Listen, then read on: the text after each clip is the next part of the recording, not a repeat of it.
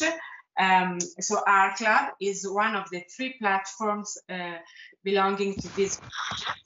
The other 2 are MoLab and FixLab.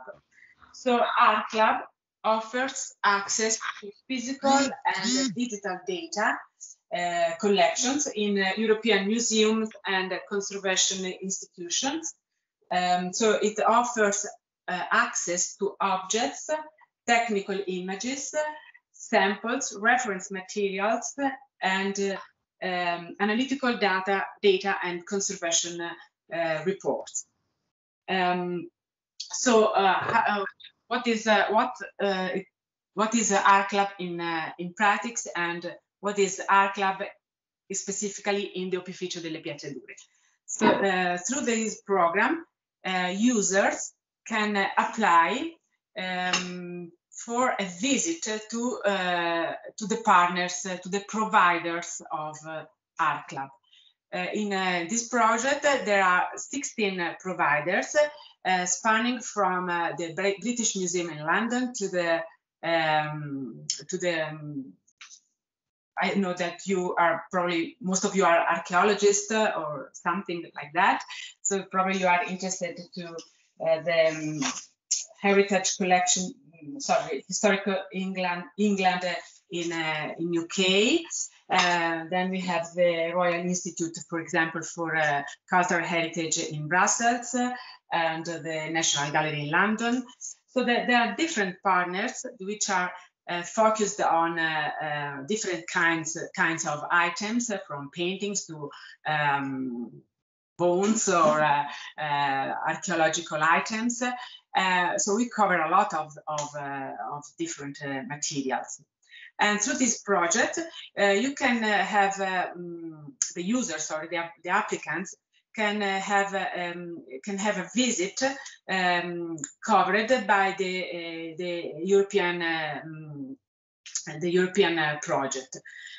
So there are 2 calls per year, and you can apply through a simple proposal where you have to specify the reason why you want to access the archives of this institution. You can select some of these institutions according to your the aim of your proposal, and you have to write down in the proposal why you want to access the archive, which kind of data you would like to see, for which purposes, and this proposal has to be submitted twice per year, and then you have a peer review process where your proposal can be selected for the access. So here in the Opificio, we offer access to our collection of analytical data. So we have images, we have spectra, we have graphics, and so on. And we offer access to our old samples. For example, here we have the collection of old and new current cross sections. So there are 14,000 cross sections from the 70s. So it is more than, it is something like 35 years of cross sections stored here. And so you can have access to data about this cross section, but you can also ask to review some of this cross section, because maybe you are interested to some details which were not analyzed, which were not dealt at the time when these samples were taken and analyzed, investigated. So you might bring your own samples from your artifacts for some simple test here. Maybe you want to compare your cross section with ours, and so we can do this this very simple test and analysis here. Okay, so the first step for the application is to contact the help desk of the IPERION Transnational Access Program, and they help you to write down a proper proposal just to have a better chance of success. And then you pass this review process, and if you are selected, you have the visit granted, and all the expenses are covered by the program. Usually it is a 3-5 days visit, and it starts with a very important conversation with the expert. So, for example, if someone applies on a project on mural paintings, the visit opens with a conversation with the expert on mural paintings, and you can discuss with him your research proposal and have more information than just looking at the report. Okay, so this is a very important part, the human how to say, connection, which is not the same as to access a digital archive. Of course, we offer access also to our conservation archives, where you can find information about the conservation processes and protocols we applied on a specific object. What else we can say? Okay, we also offer access not only to analytical reports and samples, but also to our collection of reference materials. So you can see here some examples of painting materials, painted. I mean, they are reconstructions of painting techniques, or for example, bronze coupons treated with artificially aged and treated with protective coatings. So you can ask access to reference materials or reconstructions. For example, for testing your techniques, or for building up your database on with a particular technique. Okay, maybe we can move to Nicola slide.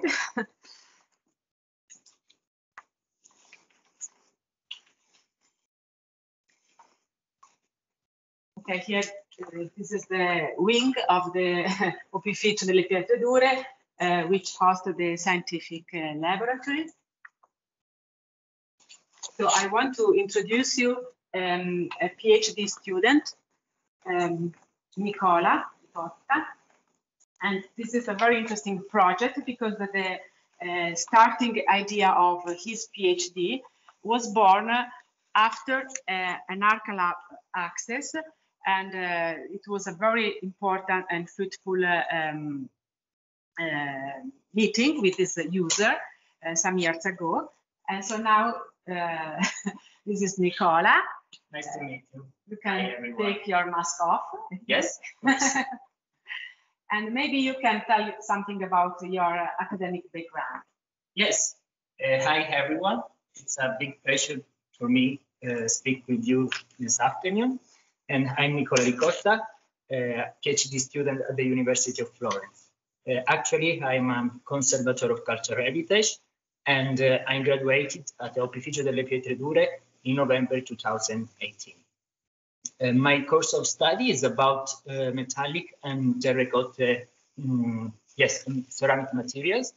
And in particular, with my final thesis, I had the opportunity to study and apply the electrolytic cleaning of the silver object. Okay, Nicola, thank you. What is your current project here at Opificio? Yes, I'm currently a PhD student at the University of Florence, and at Opificio delle Pietre Dure, I'm working on my PhD project. In particular, it focused on the determination of the electrolytic parameters for the cleaning of silver objects. And actually, I'm here for study the process. In particular, use these new tools, the Electrolytic Pencil, that allow us to perform electrolytic process in a local and controlled way. Okay. So tell us how the idea of your PhD project was born. Yes, so when I was at my final year of study at the Opificio delle Pietre Dure, I chose to continue to study this new technology. For this reason, after this moment, I started a collaboration with the Haute École Art Conservation Restauration in Neuchâtel, in Switzerland, and in particular with the Dr. Christian de Grigny. Thanks to ArcaLab project, Dr. Christian de Grigny came here in Florence for the first time in June 2017, and we start together this project, and this was the beginning of my project. As Christian de Grigny was the guy who developed this pencil, this electrochemical pencil, and he came here to survey the cleaning methods that we use in the Opificio for silver, and in such a way had a better idea of the traditional methods for silver cleaning. Yes. So after that, he improved this instrument, this tool, and the collaboration with the Opificio, and in particular with Nicola, started after this very fruitful visit. So now, can you tell us something more specific about your work? Yes, of course. So this is the electrolytic pencil. This is a very useful tool because it's an investigation tool and in the same time a treatment tools. So it's possible to investigate the tarnish of silver and in the same time clean it. The best thing of the electrolytic process is that with this technique we can reduce the silver tarnish again in metallic silver. And this is very important because with the traditional methods, cleaning methods, we removed completely the alteration product, so the silver tarnish. The electrolytic pencil was created at the Haute École, and now my focus, my aims, is to bring the scientific knowledge about this new pencil into a practical level for the conservators, because actually it's a little difficult to apply this technique because you need to know how explain the peak that we obtain with the linear sweep voltammetry, a technique that we use for investigate the silver tarnish. So my focus is for the first step, investigate the silver tarnish with the linear sweep voltammetry using Pleco. The second one is to create a database with the explanation of the reduction peak that we obtain with the linear sweep voltammetry. And at the end, my focus is to put everything together and create a protocol, a cleaning protocol for the heterogeneous silver tarnish. Okay, thank you. This is somehow connected to what Rocco was telling earlier about the challenge to put together the scientific part and the conservation part. So this is an example of how this very useful and promising tool has to be how to say brought to the conservator levels. Yes, okay, right? Absolutely. Yes, because it's a very good instrumentation, but actually for a conservator it is very difficult to apply because you need to know how to use it and how about the electrochemistry. So it's a little difficult. So my focus is mediate this word, scientific word with the practical word of the conservator. To a negotiation. Yes. Thank you very much. And may you anticipate some of your results? Yes. Until now, I studied the behavior of the electrolyte, the electrodes, in particular the reference electrode inside the pen. And also I studied the tarnish protocol of the silver coupon. And also I study a protocol for obtain a good plot with the linear portametry. This is the first step, and in the next month, I will start to obtain the first result about the reduction peak and about the parameters for the electrolytic cleaning. Thank you, Nicola. Thank Very you interesting. Thank you very much. Okay, so this is how I told you, this is a good example of a project, a very interesting project born after an ARC lab visit. So you all are invited to apply to this project and to check the website with all the explanation you may need. So if there are questions coming, you are very welcome now. Thank you, Monica and Nicola. It was really very interesting, the way in which this ARC lab has been presented, and I think that the one that has been just presented is really a good example of a follow-up activity, a concrete follow-up activity of the ARC lab access. It is not said that every time an ARC lab access has to have such a wonderful follow-up, but because it may refer to other type of issues, such as, I don't know, the cleaning of a Raffaello painting in another country, and it would be interesting for those wishing to know something more about the results achieved on a Raffaello that was cleaned and restored at the Opificio at Dure. There are many other material.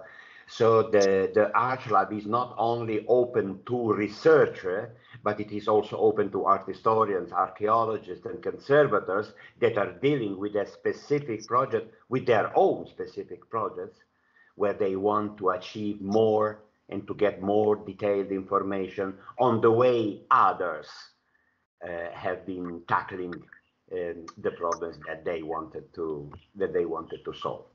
Yeah, sure. For example, we had applications about the way to restore wooden chest, or very specific projects about the restoration treatment, conservation treatment on specific objects. Because before starting work, restorers want to compare or to set a protocol sometimes based on what the Opificio made. So exactly. Open to restorers, to archaeologists, to PhD students, and researchers, of course. So sometimes, for example, a few years ago, someone came here from Dresden. It was a beautiful, very beautiful team, composed with of a scientist, a conservator, and an art historian, and they wanted to investigate the enamels on silver objects, because they have a big collection in Dresden, and they suspect that these enamels were made in Florence. So they wanted to compare the analytical protocol we used to investigate enamels here in Florence. They wanted to know how we restored them, and they also wanted to compare art historian information about the possible origin of the Dresden enamels in Florence. So it was a full project covering all the aspects. Can you imagine there are two main issues? The first one is that they were not fighting among them, because even though they were coming from different educational background, they were not fighting. They came all together. So they came all together. Yeah. And secondly, they were paid for that. I mean, so yes. The selection is very important. So it has to have very clear objective. That is why we have a peer review process for the selection of the project. But once the project is selected, the European Union and the IPERION HS consortium is providing funds for that. And so, yes. And then another thing that, Monica, in my opinion, is important that the possible users have to know is that they have the property rights of all the results that they get. So Yes. they will be the owner and not the hosting institution. This is a very important issue, and in my opinion, to be underlined. Is that true, Monica? Yeah, that is true. Of course, every publication must be agreed between the providers and the users, and very often it is a joint publication, Yeah. but they are the owners of the data which come out from the access. And the other things you said are very important about the proposal. It is a very simple one, very short one, but it must be very clear and focused on what you want to see and why.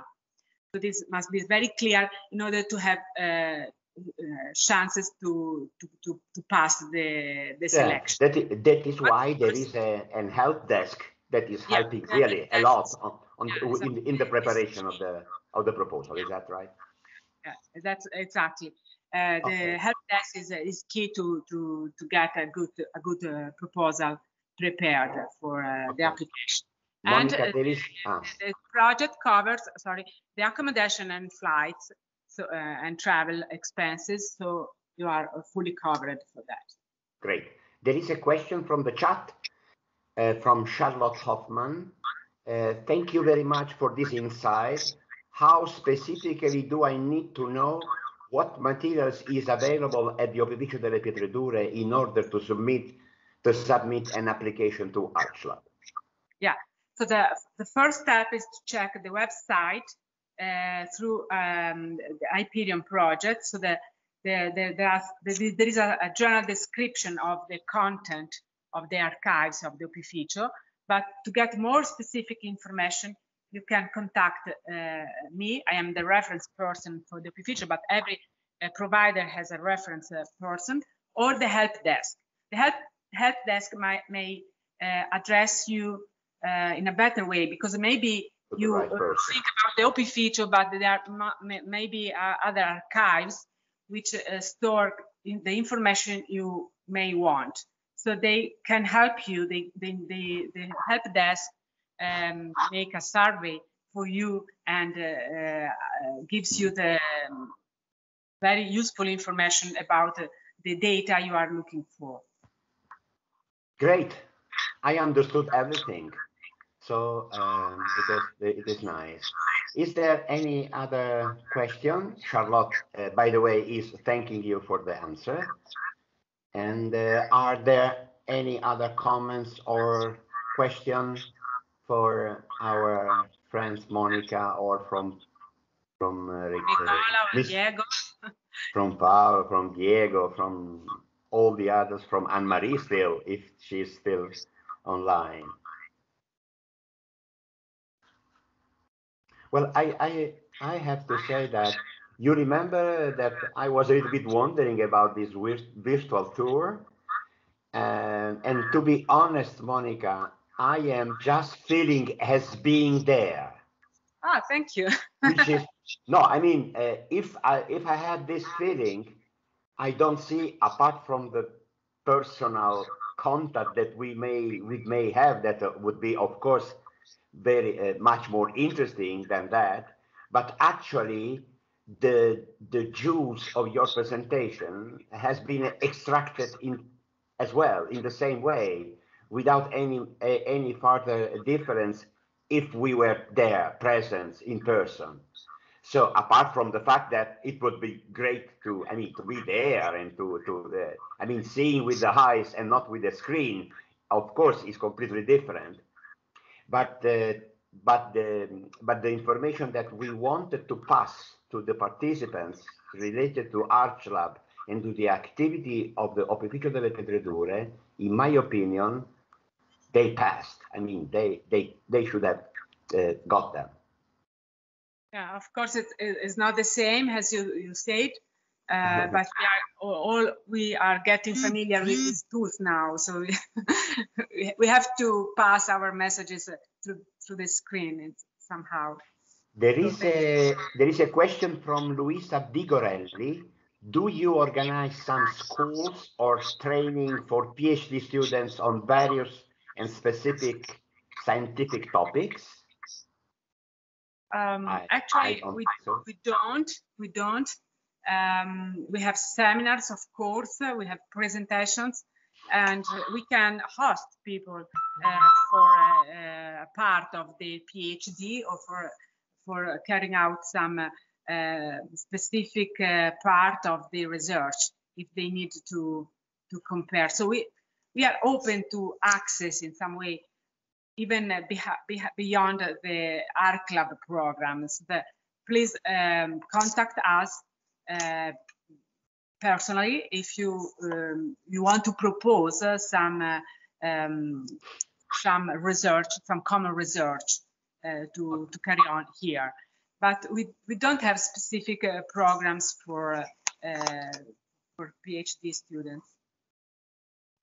Okay, Luisa, we are, by the way, you keep in contact with the IPERION HS, because the HS Academy part will be organizing courses for the level of PhD students, such as, for example, the next doctoral summer school that will be, unfortunately, in 2023, so it's not right tomorrow.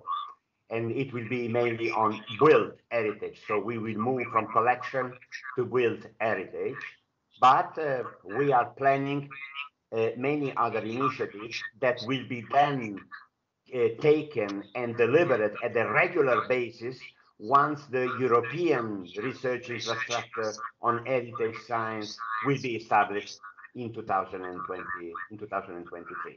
There will be in that European structure a training component at different level for European researchers. So just have a closer look, a frequent look at the website. You will get for sure more information about any training and education activity in the field. Yeah, through the IPERION educational activity, you may have some insight of the activity done here at the Opificio. For example, through the collaboration with the National Institute of Optics, they are often they are involved in IPERION doctoral school, right, Rocco? Exactly. Yeah. So through this program, you may have access to our diagnostic or our work. But we don't have a special educational program for PhD or scientific. But you can host part of their PhD studies, as you're doing with Florence. Yeah. Exactly. Okay, I think that we can stop our recording because now most of the things that we wanted to say